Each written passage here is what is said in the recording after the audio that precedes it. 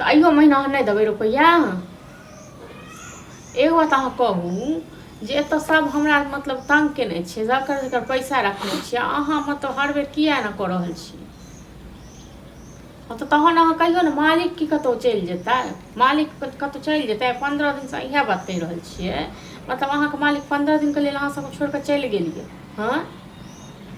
हाँ तो झूठे के अथी नहीं करू, बुझलहुँ ने। अहाँ हमरा चराबू नहीं, हमहूँ बुझै छी अहाँके खेल पाँच। पैसा दैके यऽ तऽ दिअ, सबके हमरा देबै। एहि महीना फेर हम रुक कर कहिए सबको, सब हमरा आनिकऽ बेइज्जत करते ना।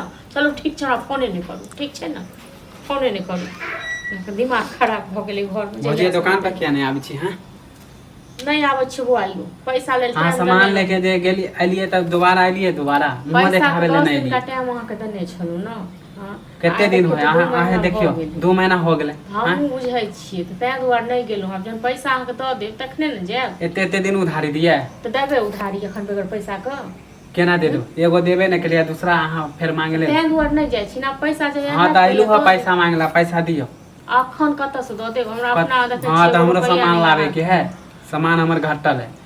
अखन जाओ अहाँ केना सामान लो आनू, जे हमरा पैसा हैत न तहिया हम दऽ। कहां से लेबै? अलग से हमर पूंजी है कि दुकाने के बेच के सामान लावे छै। हमर घर वाला नहीं पठेलकै हम, फेर ई महीना कहै छी। हां अगलो महीना में यह बात कहलिए, ओइ से पहले ओहे बात केलिए। अहाँ के जस्ट आबै से पहले किछ सेकंड पहले हम बात केलिए। त हम ई सब नहीं जानब, हमरा पैसा दियो।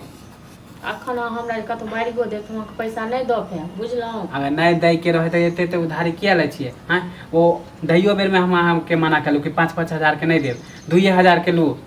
दऽ देब हम अहाँ के। एहि गांव से कतौ भाग नहीं गेलिए। है त सब त यह बात, हम जेकरा लग जाय छु पैसा मांगे त सब यह बात खाली ई सुन के हम थेतर हो गेल। अहाँ जे तरीका से अहाँ बाजि रहल छियै ना, हम त अहाँ कहले भेल 5000 रुपया लग कतौ भाग गेलिए, पचा लेलहुँ। त हम की लिखल छै डायरी में, हमरो डायरी में लिखल छै, अहूँ के डायरी में। हम बेदाय मांगे छु, अपन पैसा मांगे छु ना, दुकान के पैसा मांगे छु। त एहि महीना भर रुक जाओ, जे एते दिन रुकलहुँ तें अहाँके ई महीना बीते छै। देखियो अगला महीना हम ज्यादा दिन के समय नहीं देब, 10 या 15 दिन के समय देब। हमरा दियो पैसा, जरूरी काम है। 10-15 दिन में नहीं दऽ पाएब।